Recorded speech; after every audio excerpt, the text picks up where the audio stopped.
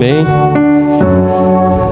Vamos começar já orando para que o Senhor venha ser glorificado nessa noite, que a palavra dele seja ministrada e o nome dele engrandecido. Amém. Senhor Jesus, nosso Deus e Pai, obrigado, Pai. Obrigado porque temos a oportunidade de estarmos aqui na Tua presença, te louvando, te glorificando livremente, Pai. Obrigado porque nós temos a oportunidade, Pai, de te conhecer um pouco mais essa noite, Senhor. E nós somos gratos por isso, porque sabemos quantos, Pai, que perecem sem essa oportunidade, Pai. Nós somos privilegiados por esse grande privilégio, Pai. Nós somos extremamente privilegiados por isso, porque nós podemos chamá-lo de nosso Pai. Em nome de Jesus, Pai. E que essa noite o Senhor esteja aqui no meio de nós, entre nós, dentro de nós e através de nós, e que o Senhor, Pai, possa tocar os nossos corações essa noite, Pai. Em nome de Jesus, Pai, que o Senhor seja o único aqui essa noite a ser engrandecido, que somente o Teu nome, Pai, seja exaltado nessa noite. Em nome de Jesus que eu oro, Pai. Muito obrigado, Pai. Em nome de Jesus. Amém. Amém. Queria agradecer o pessoal do louvor, gente, porque eu pedi para eles cantarem essa música para dar uma introdução na palavra. Obrigado, Thalita. Para a gente começar, porque hoje nós vamos falar sobre o Pai Nosso, né? Então, foi muito bem ministrado aqui. Muito obrigado. Então, eu queria hoje trazer o que a oração do Pai Nosso pode nos ensinar, né? Então, se vocês quiserem, podem abrir a Bíblia de vocês em Mateus 6, a partir do versículo 9. Vamos ler juntos. E é delicado, né, nós pregarmos em cima do Pai Nosso em uma igreja evangélica, porque, infelizmente, nós sabemos que há determinados preconceitos por causa da associação com a Igreja Católica, que, infelizmente, há um preconceito muito grande por parte dos evangélicos, né, por conta de uma rixa histórica. Mas está na Bíblia, né? Então, se está na Bíblia, nós devemos ler, devemos estudar, devemos meditar, né? Não é algo extra-Bíblia. Então, faz parte daquilo que nós cremos que é uma revelação do Senhor para nós. Então, o que a oração do Pai Nosso pode nos ensinar sobre Deus, né?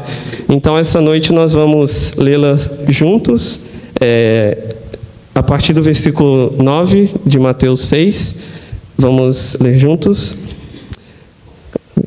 Ok. Portanto, orai desta maneira. Vamos juntos?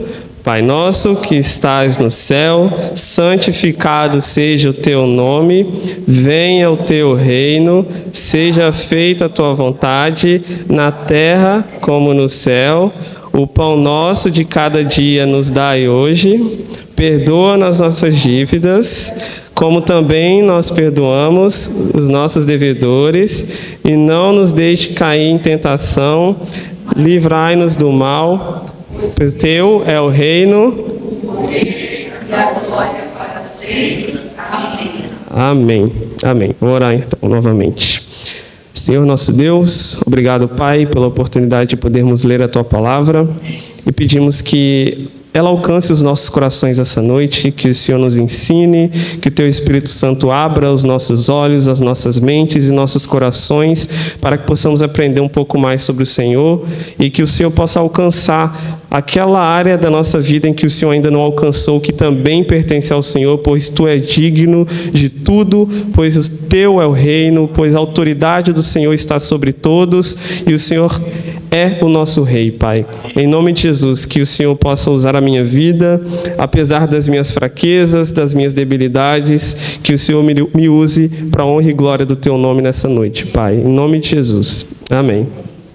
Então, como eu falei, infelizmente, nós temos essa dificuldade, gente, de ler o Pai Nosso, né? De falar o Pai Nosso. Então, não sei se alguém aqui já esteve em grupos de diversas pessoas de diferentes religiões, às vezes, e muitas vezes o Pai Nosso é recitado para iniciar uma reunião, para iniciar um jogo de futebol, né? Entre católicos, evangélicos, pessoas de outras religiões. Porém, Eu acho que a maioria das pessoas que recitam não sabem nem o que estão lendo, nem o que estão falando, né? E nem o que a oração do Pai Nosso tem a nos ensinar, porque é precioso demais, gente. Hoje eu não vou conseguir pregar ela toda, então eu vou pregar metade da oração do Pai Nosso, de tanta coisa que ela tem a nos ensinar, porque é um tesouro. A Bíblia é um tesouro e nós devemos tratá-la como um tesouro, estudando, meditando, né? Como sempre é falado aqui. Então, hoje nós vamos estudar sobre esse tesouro que é o Pai Nosso, a oração que Jesus nos ensinou, né? Em Lucas 11, a oração do Pai Nosso ela é ensinada por Jesus depois que os discípulos pedem: Senhor, nos ensina a orar, né? Ensina-nos a orar, e nós precisamos aprender a orar. Então, logo em seguida, o Senhor diz: portanto, né, orem assim. É assim que ele está ensinando o Pai Nosso. Porém, quando ele fala, portanto, orem assim, ele não está ditando aqui um modelo, no sentido de vocês precisam repetir exatamente essas palavras para que vocês façam uma oração verdadeira. Não é isso que ele está dizendo. É errado ler dessa forma, até mesmo orar dessa forma com a compreensão correta? Não é errado. Só que creio que ele está ensinando aqui um princípio mais do que um modelo. Ele está querendo, de forma didática, ensinar de que forma que os discípulos devem se achegar ao Pai, né? E tem muitos ensinamentos aqui através desse texto. Então, como eu falei, é um princípio, não é um modelo, porque Jesus, ele ensina, Jesus é didático em tudo que ele fala, gente. Tudo que ele fala, nada é em vão. Sempre tem ali algo que ele está nos ensinando para que possamos viver de uma maneira que o agrada e mais próximo daquilo que ele quer para nós, né? Espero não estar falando rápido, meus irmãos aí. Ok, amém. Então, como eu falei, ele não quer que simplesmente a gente repita sem compreender a oração do Pai Nosso. Porque nos versículos anteriores ele fala que não quer vãs repetições. Então não é para repetirmos irracionalmente, sem pensar, apenas como se um mantra, como se fosse um mantra que, fazendo o Pai Nosso, seremos abençoados, como muitas vezes é feito. Não. Então ele está ensinando coisas aqui, né? Não é para a gente fazer isso como se fossem palavras vazias, jogadas ao vento, tipo, Pai Nosso que estás no céu, santificado seja o teu nome. Não estou nem sabendo, é quase que automático, né? O Pai Nosso muitas vezes é quase que automático, a gente não sabe nem o que a gente está falando, qual é o sentido das palavras. Então, o que Jesus está ensinando nessa oração é sobre a motivação que deve estar em nosso coração. É sobre o que o nosso coração tem que estar desejando quando a gente se achega ao Pai. Quando nós estamos nos relacionando com o Pai, para que possamos estar, né, de acordo com a vontade dEle, alinhados com a vontade do nosso Pai. Então, vamos na primeira palavra da oração, Pai, né? O que ele está querendo dizer quando ele fala Pai Nosso? Mas vamos, Pai. O que ele está querendo dizer com Pai? Primeiro que aqui está bem implícito uma relação de intimidade com Deus, né? E também de filiação, de relacionamento. Você não chama qualquer pessoa de pai. Você chama qualquer pessoa de pai? Você chega na rua, ô pai. Não. Ninguém chama qualquer pessoa de pai. É necessário haver um relacionamento, uma intimidade para você chamar uma pessoa de pai. É necessário uma filiação para você chamar uma pessoa de pai. Então, quando ele chama Pai Nosso, então, essa pessoa é filha. Né? Então é um filho que está falando com o Pai. Então Jesus ele quer que a gente se achegue a Deus tendo essa compreensão, não apenas na oração formal, por assim dizer, no nosso dia a dia. Ele quer que nós nos relacionemos com Deus compreendendo que Ele é o nosso Pai. Então Jesus ele chama Deus por quem Ele é, Pai. E como eu falei, é como um filho que de fato Ele é, né? Se achegando ao Pai, sabendo que esse Pai, Ele é exemplo, Ele é referência, é quem quer bem a Ele, é quem sustenta a Ele, é quem cuida dEle, é quem protege, é quem alimenta, quem ouve, quem vê, pois assim é um Pai, certo? Um Pai não tem que ser essa pessoa para nós? Como diz no versículo anterior ao Pai Nosso, diz, Ele sabe do que vocês precisam. Jesus fala, antes de recitar o Pai Nosso para os discípulos, ele fala, Ele sabe do que vocês precisam. Por quê? Porque Ele é o Pai. O Pai sabe do que o Filho precisa. Porém, hoje, inclusive, tem muitas pessoas que criticam, gente, a forma que nós falamos de Deus simplesmente por conta disso que eu vou falar agora. Sabemos que hoje a imagem de um pai contemporâneo não é das melhores, né? E eu vou um pouquinho mais longe. Eu acredito que a visão que se tem do pai, desde a queda, foi afetada. Tanto a forma que os pais se veem e que acreditam que precisam ser, e aqui a gente pode colocar inclusive também o que chamamos de pai espiritual, né? Aquele que prega e gera o filho na fé, mas até a forma que os filhos enxergam os pais. Geralmente, hoje em dia, mas acredito que sempre foi, quando o pai não tem essa visão correta do pai que está no céu, o pai ele é mais uma figura que se remete ao que nós chamamos de autoritarismo. Não é autoridade, é autoritarismo. A autoridade é alguém que é respeitada, que é amada e que cuida daquele que está sob sua autoridade. Deus tem autoridade sobre nós. Agora, essa figura autoritária de pai que muitas vezes nós nutrimos e que somos, é um pai que ele não ensina através do exemplo ou através do amor, por assim dizer. Ele ensina impondo. É assim, pronto, acabou, não tem diálogo. É porque é assim que eu quero e pronto, acabou. Não, Deus ele não faz assim conosco. Ele nos ensina. Inclusive, os mandamentos é uma forma didática do Senhor nos ensinar. Olha, gente, é o seguinte, não façam isso. Senão, pode acontecer isso aqui. Olha, pessoal, se vocês pecarem dessa forma aqui, vocês serão prejudicados aqui. Então, de forma didática, o nosso Pai que está no céu nos ensina. E Ele quer que nós sejamos assim. Por isso que eu falei que hoje há uma visão de pai, né, contemporâneo, que eu acredito que não é só hoje, que atrapalha até mesmo nós enxergarmos a Deus como pai. Por isso que é muito difícil para muita gente conhecer a Deus, porque nós o chamamos de pai. Então, Deus é pai? A visão que eu tenho de pai não é muito boa, então não quero esse Deus. Inclusive, muitas religiões se escandalizam quando descobrem que os cristãos chamam Deus de pai. Porque o Deus, por exemplo, o Deus que eles acreditam é tão distante que é impossível chamá-lo de pai. Não, ele não é pai, ele é Deus, ele é distante.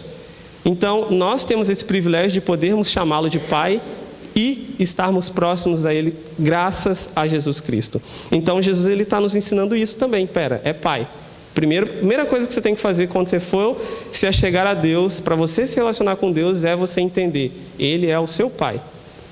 Então, eu acredito que Deus, Ele quer que nós sejamos esse Pai amoroso que nós vemos nele. Só que para isso é necessário que nós o vejamos como esse Pai amoroso. Se eu não vejo Deus como um pai amoroso, dificilmente eu vou tratar o meu filho, seja filho de sangue, filho de adoção, filho na fé, com amor. Porque a figura de pai que eu tenho está distorcida, né? Se eu vejo Deus como um carrasco autoritário que só manda e eu devo obedecer, eu serei esse carrasco autoritário e que todo mundo tem que me obedecer porque a minha palavra é a palavra final. Mas não é assim que Deus é. Deus ele não fala, é assim, pronto, acabou. Não. Ele nos instrui, Ele nos ensina, Ele caminha ao nosso lado, Ele literalmente desceu até nós para poder nos ensinar.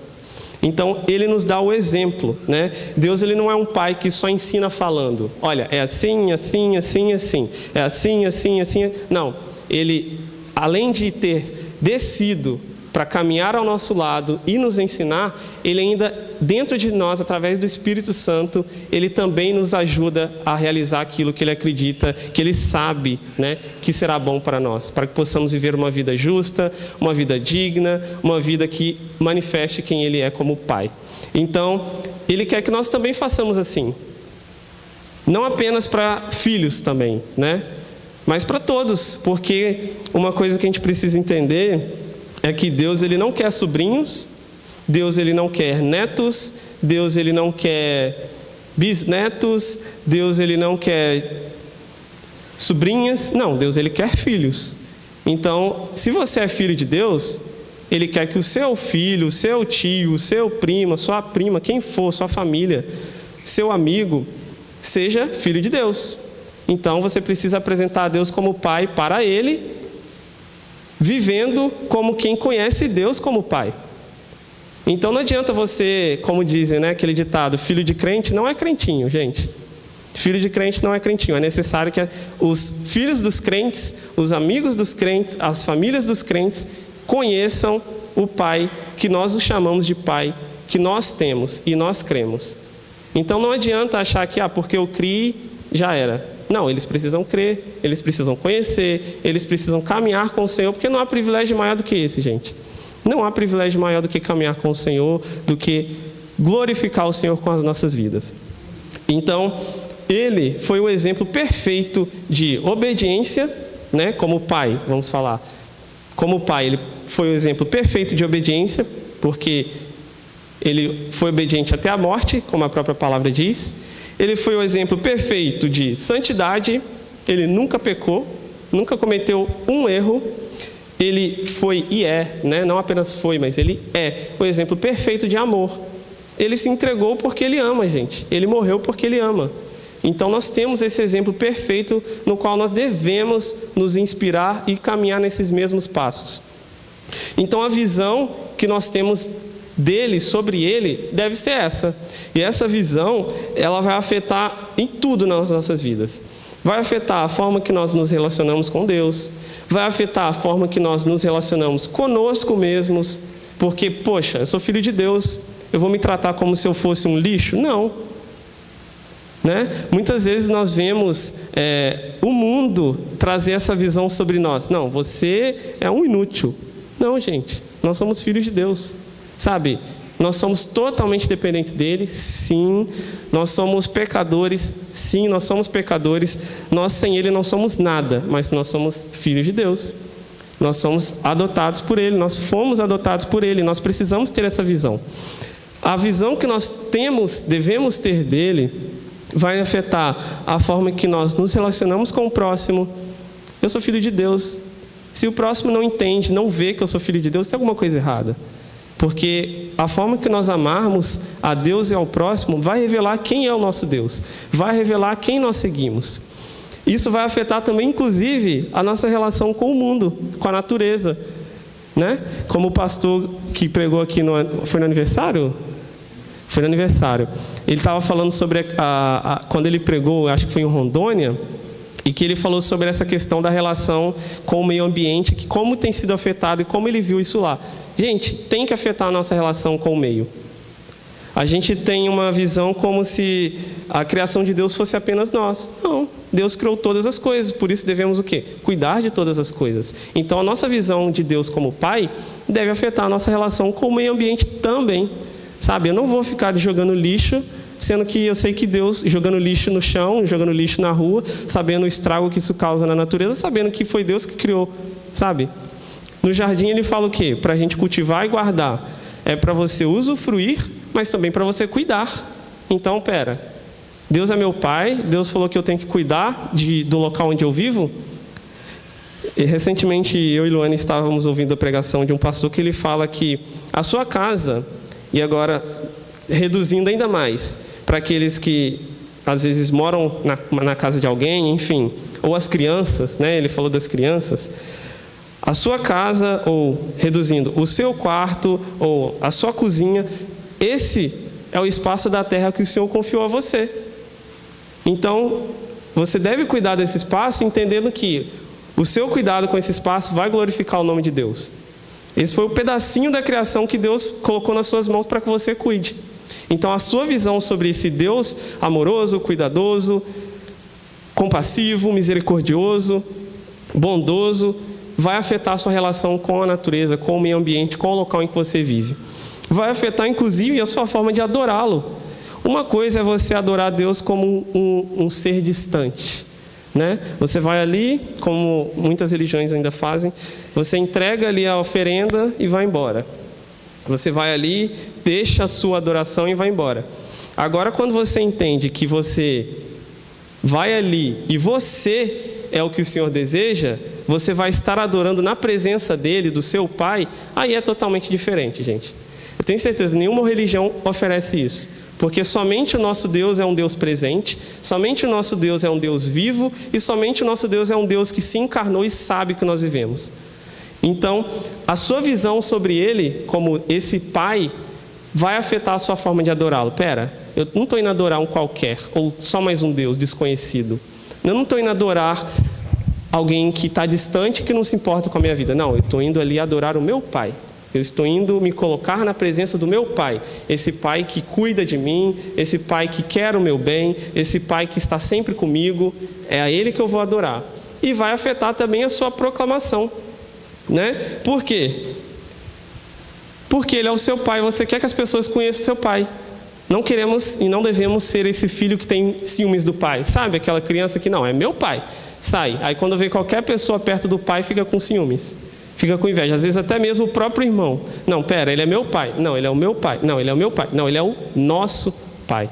Ele é o Pai nosso. Então, essa visão de Pai nosso, que nós vamos falar a seguida, deve afetar a nossa proclamação. Eu quero que as pessoas conheçam o meu Pai, porque eu conheço o meu Pai, eu sei quem é o meu Pai. É impossível eu conhecer o meu Pai e querer guardar isso para mim. Cara, meu Pai é tão bom que eu quero que outras pessoas conheçam e também sejam filhas dele, sabe? Porque ele deseja isso. E vai afetar o nosso modo de vida também.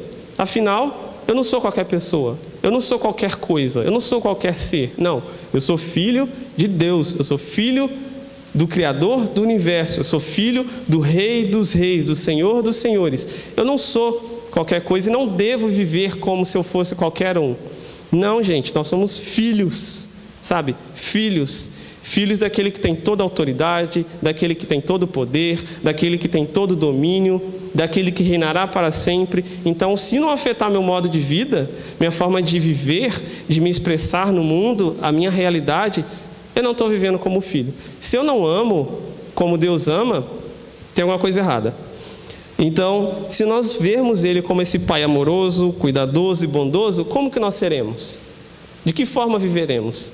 Como diz em Efésios 5, no versículo 1, portanto, sejam imitadores de Deus como filhos amados. Ou seja, serei imitador de Deus porque eu sou filho amado. Somos filhos amados e devemos viver como filhos amados. Sabia que uma das coisas que mais afeta a forma das pessoas se enxergarem, isso é comprovado psicologicamente, é a forma que os pais veem os filhos e transmitem para os filhos? Por isso que muitas vezes, e eu já vi isso trabalhando em escola, a criança chega na escola ou em um ambiente fora de casa e fala: não, eu sou um lixo, eu não sirvo para nada, eu sou nossa, ninguém me ama. Por quê? Porque quando ele está em casa, o pai fala: você é um lixo. A mãe fala: você não serve para nada. O que você está fazendo da vida? Então, precisamos entender: pera, eu sou amado, eu sou desejado, eu sou querido, o Senhor me quer. Eu não sou qualquer coisa. Isso não é para que possamos nos orgulhar no sentido de sou superior a todos. Não, pelo contrário. Se seguirmos o exemplo dos nossos pais, do nosso pai, né, na verdade, do nosso pai, nós iremos nos humilhar, nós iremos servir e não querer ser servido, porque ele veio para servir e não para ser servido, como ele próprio diz. O Filho do Homem não veio para ser servido. Portanto, se nós seguirmos o exemplo do nosso pai, mesmo entendendo quão amados nós somos de forma indescritível, se nós seguirmos o exemplo do nosso pai, mesmo sabendo o quanto o Deus do universo, Senhor de todas as coisas, nos ama, ainda assim não iremos nos orgulhar, nós iremos nos rebaixar. Ele será glorificado. Nós iremos apenas servir e amar. E é isso que Ele espera de nós. Agora para a palavra nosso, porque o Pai não é só Pai, certo? Ele é o Pai o quê? Ele é o Pai nosso. E o que isso significa? Que não é uma relação egoísta. Muitas vezes, e inclusive a gente vê muito isso na história, a relação de muitos cristãos com o Pai era uma relação de eu e Deus, eu e Deus, eu e Deus. Por isso que havia muitos monastérios, né? Muitas casas de reclusão mesmo, que as pessoas iam para viver a espiritualidade. O que era a espiritualidade para eles? Pera, o mundo está aqui, eu vou para cá, construo um muro aqui, e com esse muro aqui eu vou viver minha espiritualidade, eu e Deus. Eu e Deus. O mundo não pertence a mim, não pertence a Deus, é do maligno. Vou viver minha espiritualidade eu e Deus. Não. O Pai é nosso, então não tem essa de eu e Deus. Ninguém consegue obedecer os mandamentos de Deus sozinho, sabia? Porque ele fala o quê? Amai o próximo como a si mesmo. Como é que você vai amar o próximo se não tem próximo? Como que você vai amar o próximo como a si mesmo se só tem o si mesmo? Ele não fala, ame a si mesmo. Não, ele fala, ame o próximo como a si mesmo. Ele quer que você se ame, sim, mas ele quer que isso reflita na sua relação com o próximo. Então o Pai é nosso. Ele é Pai, mas não é só meu, é nosso, né? Nós não podemos ser esse filho que não quer dividir o Pai. Nós temos que dividir o Pai. E Ele próprio nos dá o exemplo disso também, né? Ele vive eternamente em comunidade, sabia? Deus, ele nunca esteve sozinho. Por quê? A Trindade é eterna. Pai, Filho e Espírito Santo sempre viveu juntos. E Ele nos dá esse exemplo para que possamos também buscar viver uma vida em comunidade, assim como Ele próprio vive em comunidade. Nós também devemos viver em comunidade. O Pai é nosso. E Jesus, ele quer ensinar isso. Jesus poderia simplesmente orar assim. Vou ensiná-los a orar, hein? Meu Pai, obrigado pela minha vida. Obrigado por tudo que o Senhor faz por mim. Abençoe a minha vida. Cuida de mim. Em meu nome. Amém. Não foi assim que ele orou. Se você observar, é muito interessante. Toda a oração do Pai Nosso está no quê? No plural. O que isso significa? Ele fala, Pai nosso, pão nosso, nossas dívidas, ou em outras versões, traduções, ofensas, não nos deixe cair em tentação, livra-nos do mal. Está tudo no plural? Mas a oração não é no secreto, eu e Deus? Sim, também, é importante, porém, não é uma relação egoísta. Deus, ele não quer que a gente esteja sempre buscando de forma egoísta, só para mim. Não é sobre mim, sabe? Senão ele falaria assim, olha gente, na eternidade é o seguinte, vou dividir vocês, cada um vai ficar com uma casa, cada um vai ter o seu reino particular e eu vou reinar sobre todo mundo. Não. Quando você for olhar em Apocalipse, fala que ele vai ver o quê? Uma multidão. Se ele vê uma multidão, todos juntos, adorando o Cordeiro, significa que viveremos eternamente juntos, né? É aquela frase, né? Se você não gosta de viver em comunidade, é melhor nem ir para o céu, sabe? Porque no céu vai ser uma comunidade, no céu vai ser uma igreja santa, imaculada, vivendo o quê? Juntos, adorando juntos. Então, a gente vive uma vida em comunidade, e essa vida em comunidade, tanto nos ajudará a conhecer melhor o Senhor, inclusive, que distribui uma infinidade de dons e talentos, e até mesmo cada um conhece Ele um pouquinho, né? A partir da própria experiência de vida também. Mas a nossa relação com o Senhor também vai refletir na nossa relação com a comunidade. Foi assim que eu comecei por exemplo, a servir na igreja. Então eu vi Jesus lavando os pés dos discípulos. Só que ele era o mestre, e ele é maior do que todos, e ele é Deus, mas ele estava lavando os pés dos discípulos, e ele estava servindo aqui a ceia.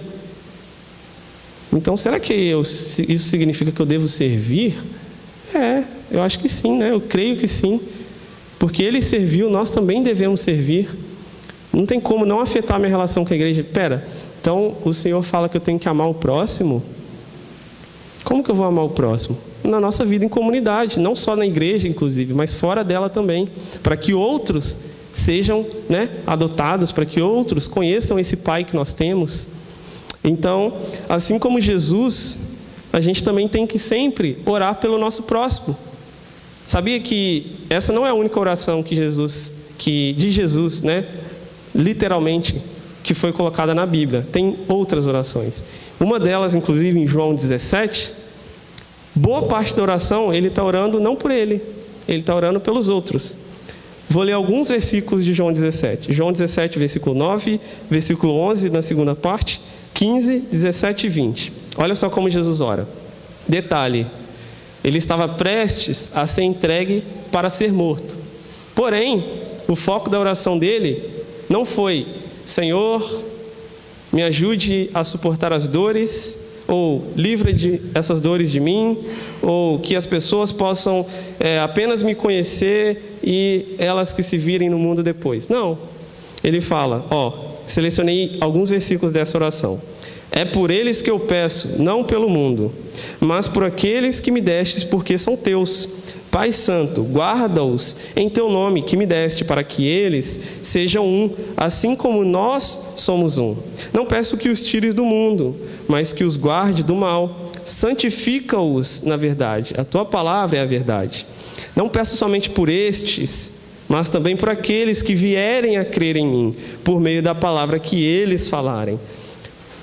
Então, quer dizer que nos momentos finais de Jesus, antes de ser entregue à morte, obviamente depois ele ressuscita, mas antes de ser entregue à morte, talvez não, com certeza, o momento mais difícil da vida de Jesus, ele estava orando por nós, sabe? Quantas vezes nos momentos difíceis que passamos, a nossa oração é sempre: Deus, por que está acontecendo isso comigo? Deus, me ajuda. Deus, me abençoa. Deus, me sustenta. Deus, para mim. Deus, eu, para mim, meu, para mim. Se a gente for seguir os passos do nosso Pai, sendo representado por Jesus, nós não iremos orar só por nós, nem nos momentos difíceis. Nem nesses momentos. É Pai nosso. O Pai é nosso, não é só meu. Então isso tem que afetar a nossa visão sobre o nosso Pai. Nosso Pai tem que afetar na nossa relação com todos à nossa volta. No próxima frase, santificado seja o teu nome. Quando a gente lê essa frase, eu acho que é inevitável a gente pensar: Jesus está elogiando Deus, né? Santificado seja o teu nome, como se Jesus estivesse simplesmente adorando o Senhor, nesse sentido de louvor, de engrandecendo o nome dele. Mas não é isso, não. Na verdade, não é o mesmo que você estar dizendo. Jesus não está fazendo isso. Ele não está apenas falando que Senhor seja puro, santo, sagrado, perfeito, o Senhor é assim. Não. Na verdade, é como se ele estivesse falando assim: Pai, santifica o teu nome, torne o teu nome conhecido, manifesta a tua glória assim na terra como no céu. A palavra aqui, que é traduzido como santificado, e santificado ele tem também esse significado, né? O santo, separado, é reverenciado, é evidenciar, é separar dos outros no sentido de assim: Pai, que o seu nome seja reconhecido unicamente por quem o Senhor é, diferente de todos os outros. Que o seu nome seja engrandecido, que o seu nome seja glorificado, conhecido. Não é um elogio, tipo, o Senhor é santo e bom, o Senhor é puro. Não, é que o seu nome se torne grandemente conhecido em todos os cantos da terra. É basicamente isso que Jesus está falando. É como se ele tivesse... Como não? Ele está exaltando o nome de Deus. Ele está falando exaltado, único, reconhecido, e que o Senhor seja famoso, na nossa linguagem de hoje, né? Por quem o Senhor é. Ou seja, que aquilo que o Senhor é, Pai, torne conhecido em todo mundo, torne reverenciado em todo mundo, torne evidenciado em todo mundo. Ou seja, que todos no mundo saibam que o Senhor é isso aqui, ó, bom, perfeito, um Pai amoroso, glorificado, eterno, acima de todos, poderoso. É basicamente isso. Então, quando ele fala santificado seja o teu nome, ele está orando para que Deus seja reconhecido, para que o nome de Deus, né, o nome do Pai seja amplamente divulgado, seja reverenciado e reconhecido como o único Deus. Mesmo colocando em comparação com falsos deuses, não há ninguém como o Senhor. É como se ele estivesse falando: Senhor, que o seu nome seja totalmente conhecido e glorificado em todos os lugares. Então Deus ele enviou Jesus em sua missão, né? Abre aspas, em Romanos 15:9 diz: para que os gentios glorifiquem a Deus pela sua misericórdia. Ou seja, a missão de Jesus e é isso que ele está orando, é tornar o nome de Deus conhecido também, glorificado. Na verdade, o principal objetivo da morte de Jesus não é salvar a gente apenas. O principal objetivo é glorificar o Pai que está no céu. É fazer com que o Pai seja glorificado. Em João diz, quando eu for levantado, atrairei todos a mim. Então, quando Jesus fosse levantado no madeiro, a primeira coisa seria atrair as pessoas a Deus para glorificar o nome de Deus, porque Ele merece, porque Ele é digno, porque toda a honra e glória deve ser dada a Ele. Então, Deus, Ele quer ter o nome dEle amplamente divulgado, amplamente conhecido, começando por nós. Ele quer que nós o conheçamos o máximo que pudermos. Nós nunca conheceremos completamente, tá? Impossível. Impossível você colocar o infinito dentro do que é finito. É impossível. A gente não tem como. Porém, isso significa o quê? Que eternamente estaremos conhecendo sobre o nosso Pai. Até na eternidade, sempre estaremos conhecendo o nosso Deus e nunca, repito, nunca o conheceremos totalmente, porque é impossível sermos infinitos como Ele é. Por isso que o nome dEle tem que estar sempre sendo divulgado. Se todas as pessoas que pisaram nessa terra, todas, desde o primeiro dia que houve um ser humano, até o último dia onde haverá um ser humano, se todas essas pessoas glorificassem, exaltassem o nome de Deus, ainda assim não seria o bastante para o tamanho da glória que Ele merece, para o tamanho da honra que Ele é digno de receber. Não tem como, pode multiplicar por 1 milhão, não será o bastante para aquilo que Ele realmente merece. E ainda assim Ele deseja ser glorificado e honrado por nós. E através de nós. Então não apenas Ele quer que nós o conheçamos, Ele quer que através de nós outras pessoas o conheçam também. Por quê? Porque o Pai é nosso e Ele quer que o nome dEle seja reverenciado, exaltado, né? Então esse exaltado é reverenciado e conhecido pelo que Ele é. Então na próxima frase nós temos o quê? Venha o teu reino. Primeiro, o que seria reino? O que é esse reino que Jesus está chamando? Venha o teu reino. Será que Ele está falando de um espaço geográfico delimitado, como se fosse um país, um território? Às vezes a gente tem a visão da Nova Jerusalém descendo. Será que é esse o reino que Ele está clamando? Também, mas não apenas isso.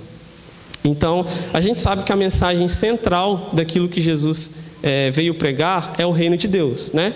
Acho que é o que Ele mais fala. O reino de Deus está entre vocês, o reino de Deus está próximo, o reino de Deus chegou. Eu vim para pregar as boas novas, que é as boas notícias do reino de Deus. Só que o que é reino? A palavra aqui é basileia, talvez você já tenha ouvido falar, é reinado. Isso significa o quê? Poder, dignidade, direito, autoridade para governar. Traduzindo, quando Ele fala venha o teu reino, o que Ele está querendo dizer é que seja feita a sua vontade, como será na frase seguinte, e que seja estabelecida a sua autoridade em todos os lugares. Então Ele está chamando a autoridade de Deus, a presença de Deus para aquilo que é dele por direito. Por quê? Porque Jesus comprou todos os povos, é dele por direito. Porque Deus criou todas as coisas, é dele por direito. Então que a sua autoridade seja manifesta e revelada. Isso é venha ao teu reino. Então não é um reino geográfico ou político, no sentido de, nossa, venha o teu reino. Então que todos os crentes agora sejam os governantes e a gente faça desse país uma igreja. Não é isso que Ele está falando. É impossível nós, como igreja, estabelecermos o reino dele, literalmente e integralmente onde nós estamos, sabia? Porém, nós temos sinais do reino e nós somos sinais do reino. Nós somos aquilo que aponta para esse reino. Um teólogo chamado George Ladd, ele diz assim: A expressão venha o teu reino é um pedido para que Deus manifeste a sua soberania e poder real, dispersando todo inimigo da justiça e de seu governo divino, e que só Deus seja o rei sobre todo o mundo. Então, o que significa quando Jesus diz venha o teu reino? Que só Ele seja o rei, que toda autoridade e domínio seja dele sobre tudo e sobre todos e sobre todas as coisas. Então, quando Ele chama venha o teu reino, é isso. Então, a gente sabe que Ele já inaugurou o reino dele, né? Aquela famosa frase do já e ainda não. Ele já inaugurou, mas ainda não se tornou pleno, né? Porque ainda estamos aqui nesse corpo de morte, nesse mundo caído. Só que Ele já inaugurou. Jesus, quando Ele pisou, Ele inaugurou o reino de Deus. E a gente vê o próprio João Batista falando que o reino é chegado, se arrependam, né? Arrependam-se, porque o reino de Deus está próximo. Então a gente sabe que tem os sinais do reino, apesar dele não ter sido plenamente estabelecido. E o que seriam esses sinais do reino? Quando uma pessoa se converte, é um sinal do reino de Deus. Porque é impossível a pessoa se converter sem a presença de Deus e sem a obra de Deus, sem aquilo que Jesus fez, sem a cruz de Cristo. Uma coisa que nós vemos muito nos evangelhos é Jesus curando, certo? Jesus curando, cura um paralítico, cura alguém que é mudo, expulsa demônios e não sei o quê. Por que Ele fazia isso? Será que Ele estava apenas fazendo uma boa obra, falando, me imitem? Não, Ele não estava fazendo só isso. Ele estava sinalizando o reino. O que isso significa? Está vendo eu curando essa pessoa? Está vendo eu expulsando esse demônio? No reino, todos serão curados, não haverá demônio e não haverá mal. Então, eu estou sinalizando, ou seja, eu estou pegando um pedacinho do meu reino e colocando aqui para vocês verem. O meu reino chegou. O meu reino já está entre vocês. Então, quando há curas, quando há milagres, quando há ressurreição, quando há expulsão de demônios, é o Senhor falando assim, o meu reino é isso aqui, ó. No meu reino não há mal, no meu reino não há doença, no meu reino não há demônios, no meu reino não é nem necessário milagre, porque tudo será perfeito. Não é nem necessário cura, porque não haverá nenhum doente. É isso que Ele está falando quando Ele fala, venha o teu reino, e quando Ele manifesta esse reino. Então Ele está destruindo as obras de Satanás. A questão é, então por que existe mal? Já que o reino já está entre nós, né? Essa é a dúvida que já foi muitas vezes colocada, muitas vezes discutida por milhares de anos, por muitos teólogos, né? Então, se não houvesse mal, será que nós estaríamos ansiando por um reino? Ou será que aqui estava bom? Se a gente não tivesse sujeito à doença, se a gente não visse a morte, se não tivesse morte, se a gente não sofresse, será que a gente ia querer ir para outro lugar? Eu acho que não. Tem gente que mesmo tendo tudo isso quer ficar aqui. Tem gente que mesmo tendo tudo isso, por desfrutar de pequenos prazeres falsos, inclusive, elas não querem saber de Deus. Imagina se não existisse o mal. Como que seria? Aqui estava bastante, suficiente. Ninguém ia precisar ter esperança. Agora, quando nós nos deparamos com o mal, a gente pensa, poxa, pera, então tem alguma coisa além disso? Além desse caos que nós estamos vivendo? Tem algo no qual eu posso me apegar, uma esperança que será eterna? Sim. Então, mesmo que o mal não tenha sido criado por Deus, até mesmo Ele trabalha em favor para que possamos conhecer a Deus, buscar a Deus e ter esperança no Senhor. Ninguém deseja o mal, gente. A gente não quer sofrer, a gente não quer o mal, né? Ninguém quer, isso é normal. Nós não fomos criados para experimentar do mal. Nós somos criados para o jardim, né? Nós somos criados para estar sempre na presença do nosso Deus, para termos todo o suprimento necessário para a vida. Nós somos criados para isso. Mas quando o mal entra, né? Quando o mal entra no jardim e o homem é retirado no jardim, ele ainda assim pode ter uma esperança, porque o Senhor no jardim falou que um dia todo o diabo seria destruído, né? O filho da mulher, o descendente da mulher pisaria na cabeça da serpente, ou seja, o mal seria destruído. Então ele ali já sinalizou uma esperança. Então quer dizer que nós não poderemos viver mais no jardim? Nós não poderemos mais desfrutar desse local perfeito? Não, vocês agora foram expulsos. Mas lembre-se que um dia nós venceremos o mal. Um dia o mal será totalmente destruído. E ele já tem nos mostrado sinais disso, para que possamos ter essa esperança. Então, a pergunta é, onde que está a nossa esperança? Será que a nossa esperança está aqui, no nosso trabalho, nos nossos recursos, na nossa família, nos nossos filhos? Será que nossa esperança está no nosso governo? Será que está em um outro governo? Ou será que a nossa esperança está naquilo que o Senhor nos prometeu? Ou será que a nossa esperança está no Senhor? É isso que a gente tem que se perguntar. Será que a gente clama, venha o teu reino, com essa expectativa de que o Senhor seja tenha autoridade a partir de nós, inclusive? Será que nós estamos nos submetendo a Ele para que Ele tenha autoridade sobre as nossas vidas? E Ele tem sido o rei das nossas vidas, tendo essa autoridade, esse domínio e esse poder sobre nós?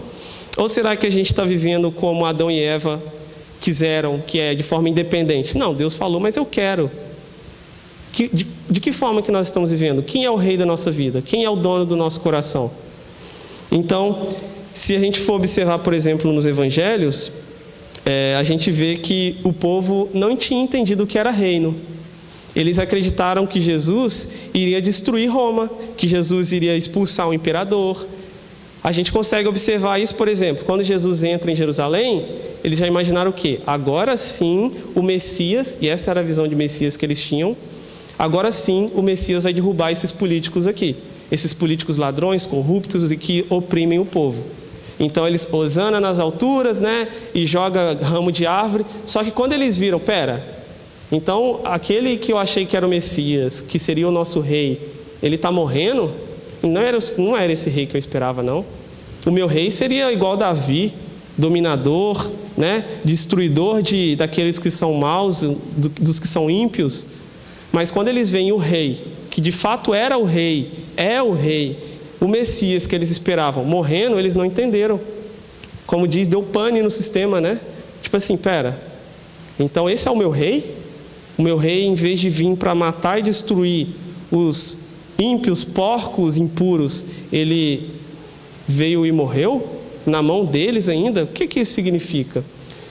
Uma prova disso, por exemplo, o próprio João Batista, que inclusive era primo de Jesus e foi ensinado durante toda a vida que Jesus era o Messias e que anunciava o caminho para Jesus. Se você for ver em Mateus 11, ele manda os discípulos dele ir até Jesus e fala: você é o Messias que nós esperamos ou nós temos que esperar outro? Quando a gente lê assim, a gente fala: como assim? O que ele está perguntando se Jesus é o Messias? Ele sabe que Jesus é o Messias? Ele sabia, ele foi ensinado, mas ele viu que o Messias era diferente do que eles estavam esperando. Então aquilo ali, até João Batista ficou: esse é o Messias? Ele está curando, ele está fazendo milagre, ele está expulsando, mas eu não estou vendo ele expulsando Roma. Os judeus continuam sofrendo aqui, então cadê o Messias? Então Jesus mostrou que o Messias, ele, em vez de dominar o reino terreno ali de Jerusalém, de Israel, Palestina, ele na verdade ele estava tomando esse reino espiritual que é dele. Então ele tem domínio sobre todas as coisas e um dia será pleno, né? Aquilo que a gente fala de direito e de fato, ele já tem direito sobre todas as coisas, mas ele ainda não as tomou de fato, ele tomará. Chegará um dia que Satanás não terá nenhum poder sobre nada. Então, nós estamos nutrindo essa mesma visão de reino e de rei que os judeus nutriam, que Jesus vai resolver todas as questões da nossa vida terrena, que vai expulsar tudo aquilo que nos oprime, que vai abolir os impostos, que vai expulsar os políticos que estão sobre municipal, estadual, federal, que são corruptos. É essa a nossa expectativa? Ou será que a nossa expectativa ele é rei e pronto? Assim como Isaías, em Isaías 6, eu acho que até já citei esse aqui um dia, que ele começa o trecho falando: no dia que morreu o rei Urias, eu vi o Senhor assentado sobre o alto sublime trono. Ou seja, no dia que tudo estava se tornando um caos aqui em Israel, eu olhei e o Senhor continuava sendo rei. No dia que eu achei que nós estávamos perdidos, o que será de nós agora que o nosso rei morreu? Eu olhei e o Senhor estava sentado no trono, sendo adorado pelos querubins. Esse é o nosso rei, e ele sempre será. Então, será que nós estamos vivendo como cidadãos do reino, com esperança em Deus e no reino dele, ou com esperança neste mundo? Esperando que um emprego melhor nos ajude, uma renda maior nos ajude, ou quando os nossos filhos talvez se formarem, nos dê uma vida melhor, ou talvez que as coisas melhorem no nosso Brasil, ou vou me mudar para outro... Sabe? Não adianta. A gente vai sofrer nesse mundo até que ele volte, mas quando ele voltar, vai ser bom, viu? Vai ser bom. Então, a última frase agora: seja feita a tua vontade, assim na terra como no céu. Então, o teólogo chamado Bernardo Shaw, ele fala assim: ora, o que é o teu reino, se não seja feita a tua vontade? Ou seja, o reino é exatamente que a vontade do Senhor seja feita, que a vontade dele seja estabelecida. Este é o reino que nós ansiamos. Então, o seja feita a tua vontade, ele é um paralelo a esse venha ao teu reino. Ou seja, venha ao teu reino, que a sua vontade seja feita. Então, a vontade de Deus é o quê? Estabelecer o reino dele, que o reconheçam e glorifiquem aqui na terra como é no céu. E como que é no céu? Querubins, anjos, todas as criaturas celestiais adorando o Senhor. Então, que todos aqui o adorem e o conheçam todos os dias. Todos os dias, incessantemente, o Senhor está sendo adorado no céu. E é isso que Ele quer aqui na terra. É exatamente essa a vontade dEle. Então, Ele quer também, a vontade dEle, que o amemos de todo o coração, de toda a alma e de todo o entendimento, e que amemos o nosso próximo, até, inclusive, que esse nosso próximo conheça o amor de Deus. Então, se a gente for, por exemplo, destrinchar o que foi falado na oração do Pai Nosso, a gente vai entender a vontade de Deus. Pai, ou seja, a vontade de Deus, acolher os seus filhos, que os seus filhos conheçam Ele como Pai. Nosso, criar uma comunidade, essa é a vontade de Deus. Estabelecer uma igreja, que Ele tem feito durante 2000 anos. Santificado seja o teu nome, ou seja, qual é a vontade de Deus? Ser conhecido e reverenciado em todo mundo. Estabelecer a justiça, a verdade e a autoridade dEle, que venha ao teu reino. Essa é a vontade de Deus. Então, quando nós oramos, será que nós estamos mais preocupados com o que nós queremos ou com o que Deus quer? A gente pode, inclusive, na oração do Pai Nosso, nós vemos Jesus falando: pão nosso de cada dia nos dai hoje, perdoai as nossas ofensas, assim como nós perdoamos os nossos ofensores, as nossas dívidas, como os nossos devedores. Não nos deixe cair em tentação. Não tem mal nenhum a gente pedir, né, aquilo que nós acreditamos que precisamos. Mas também temos orado de acordo com a vontade dEle?